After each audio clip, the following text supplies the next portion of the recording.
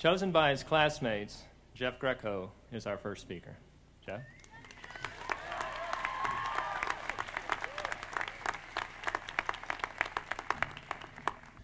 Ladies and gentlemen, welcome to the commencement ceremony for the class of 1999.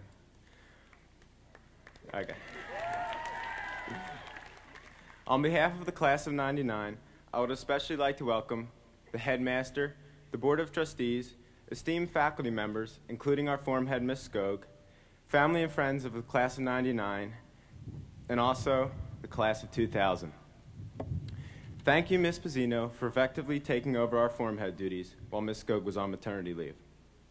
We are honored that everyone has chosen to join us on this day when our class will be graduated by Germantown Academy. This class also wishes to acknowledge Chris Heinel for making the effort to join us on this noteworthy day. Chris's strength and perseverance during his recovery has been an inspiration, and we will always fondly remember our time spent with Chris. I would first like to thank my class for nominating me to speak at this graduation ceremony. I'm grateful to be given this opportunity for my group of peers because I have so much respect for my fellow graduates. While fine-tuning the Blues Brothers routine last night, the band notified me that they would not be able to make it here today, but I decided to go on with my speech anyhow. Secondly, I wish to thank those special people who oversee the admissions process here at Germantown Academy. If you hadn't finally accepted me on my 4th attempt, you wouldn't see my face in front of you today.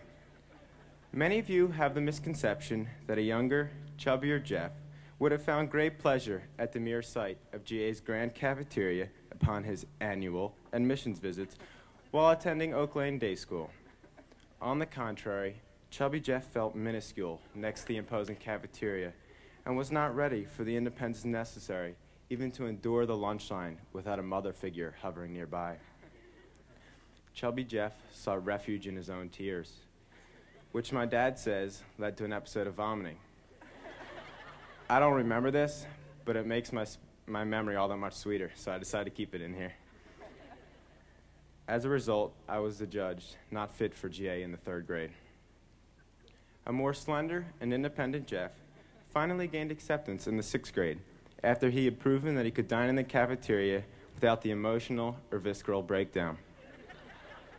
The admissions officers had the foresight to realize that chubby Jeff was not ready to grasp the teachings that the academy had to offer due to his insecurity, but they felt they would give me a chance anyhow. For this, I am forever grateful.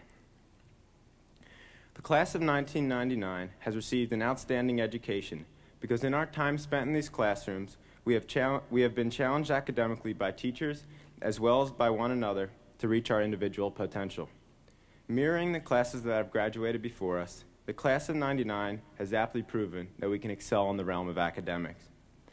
Our class can further be defined as a sensational collection of artists, philosophers, athletes, and also cheerleaders, musicians, association members, actors, and a few people who give great hugs. But a special energy links us together and distinguishes us from the classes that have graduated before us.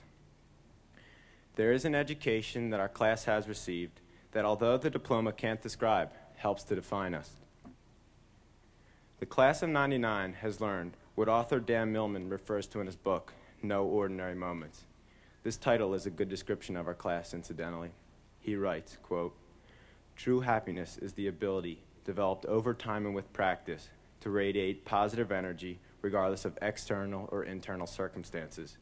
In other words, this ability to radiate happiness is independent both of how our life happens to be going and of whatever emotional state we're experiencing. With this understanding, we can express fear, sorrow, or anger and still remain aware of an underlying happiness." End quote. Epitomizing Millman's definition of true happiness, the class of 99 led the school despite disturbing circumstances. The unexpected death of Mr. Kingsbury created an emotional state of sorrow and distress for the entire Germantown Academy community. Mr. Kingsbury will certainly be missed as this institution continues to cope with the loss.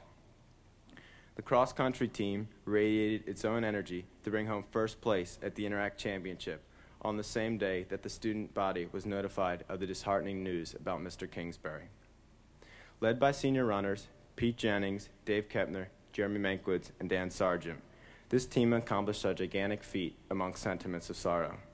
As Mr. Connor noted at the athletic banquet, these athletes brought color to an otherwise gray and gloomy day.